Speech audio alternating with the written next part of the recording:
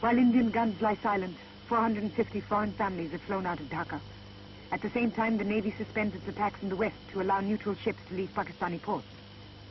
But for the Bengalis themselves, there are no evacuation aircraft. To go into the countryside is to risk being caught in the crossfire. To remain in Dhaka is to face the inevitable chaos of a crumbling military machine.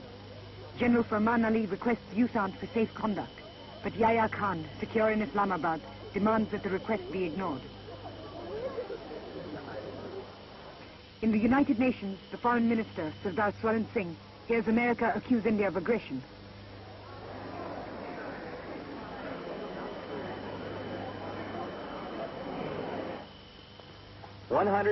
But America's moral posture seems hollow to India as the nuclear-powered 7th Fleet of the United States moves into the Bay of Bengal. But in defiance of this expression of world opinion, India again said no. They continue to prefer the use of force to peaceful means. India, which over the years has sought to reflect in and outside of this chamber the moral force of the world, the very precepts for which its great leaders, Gandhi and Nehru, stood, is now disregarding the Charter of the United Nations. This one-sided and partisan attitude of the distinguished representative of United States of America has shocked and surprised us. The U.S. is entitled to its own opinions and interpretations. So are we. But facts are facts and must be stated. Right from the beginning of this unfortunate situation that has arisen in the subcontinent, India had been asking for a political settlement acceptable to the elected and acknowledged representatives of the people of Bangladesh. In Delhi, anti-American feeling reaches a crescendo as America cuts off economic aid to India.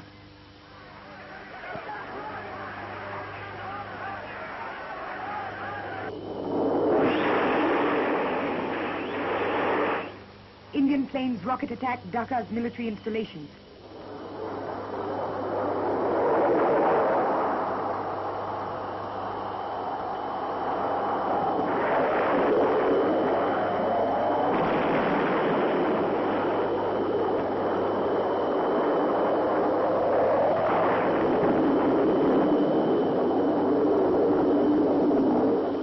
The panic-stricken governor of East Bengal resigns. An eyewitness report by a British journalist.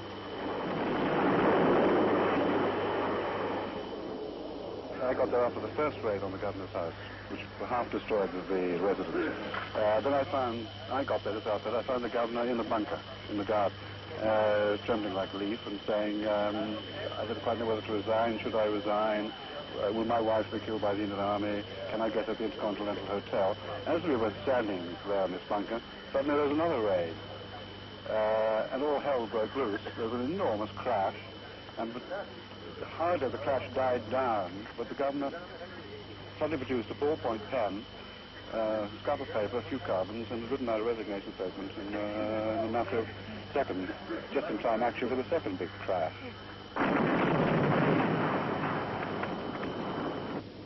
The noose around Dhaka is drawn tighter with the help of the Indian Air Force's helicopters.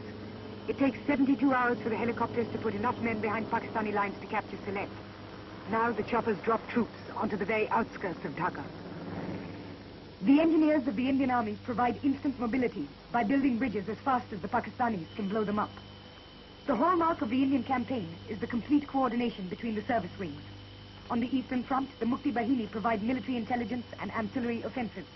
On the western front, Rajasthan, Longewala.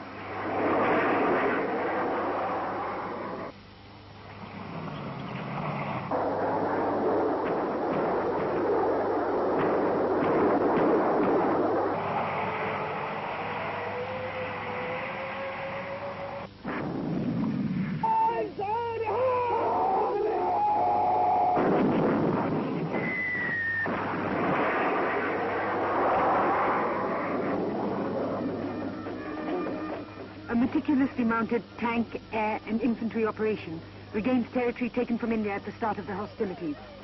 All over the west, the Pakistanis are being dislodged. In some places, they are driven hundreds of miles into their own territory.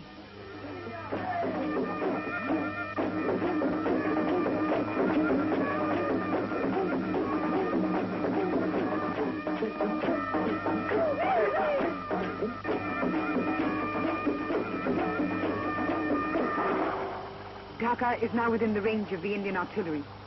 General Manekshaw once again requests General Niazi of Pakistan to surrender the city before there is further and unnecessary bloodshed. But Niazi still refuses. We fight it out to the last. But a lot of men might die. This is the price of the freedom. But what freedom? Not yours. It's mine, yes, my country, Pakistan. You still consider that you stand a fighting chance Pakistan will stay, yes, inshallah it will stay. Zulfikar Ali Bhutto, now Foreign Minister of Pakistan, is also defiant. In the UN, he declares his country will fight to the end. I think it's disgraceful to my person and to my country to remain here a moment longer than necessary. But I am not boycotting. Impose any decision. Have a treaty worse than the Treaty of Versailles. Legalize aggression. Legalize occupation. Legalize everything that has been illegal till 14th or 15th of December 1971. I will not be a party to it. We will fight. We'll go back and fight. My country hearkens for me. Why should I waste my time here in the Security Council?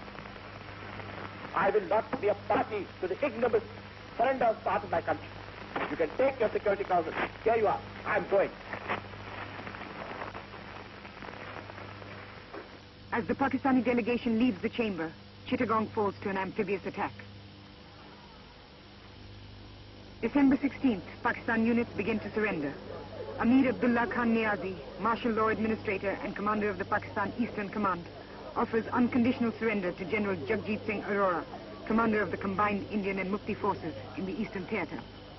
General Arora flies to Dhaka to accept the surrender. Strict military protocol is observed at the racecourse, where the instrument of surrender is signed. It is 4:31 in the afternoon. 90,000 Pakistani soldiers become prisoners of war.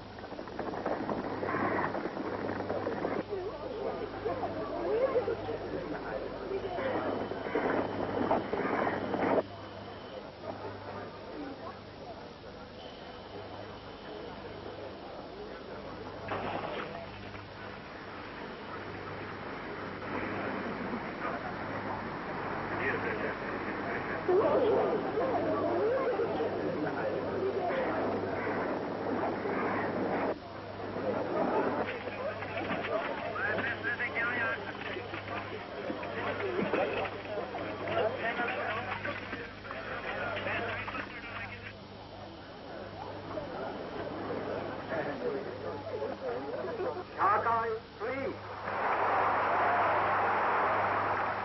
Bangladesh is free. The people of Bangladesh are free.